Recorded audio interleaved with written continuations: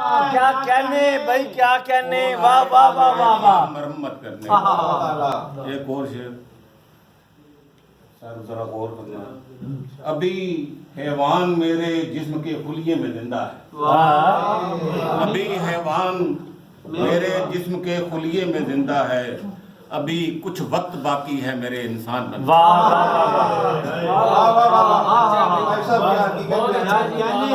वाह बहुत अच्छा है। हम अपनी सोच का हुस्नो जमाल लेते हैं, हम अपनी सोच का हुस्नो जमाल लेते हैं, कहाँ किसी से उधारा ख्याल लेते हैं। हम अपनी सोच का हुस्नो जमाल लेते हैं, कहाँ किसी से उधारा ख्याल लेते हैं। अजब मजाज है इस शहर के मकीनों का, अजब मजाज है इस शहर के मकीनों का, कोई परिंदा नहीं बुग़्ज़ पाल लेते। अजब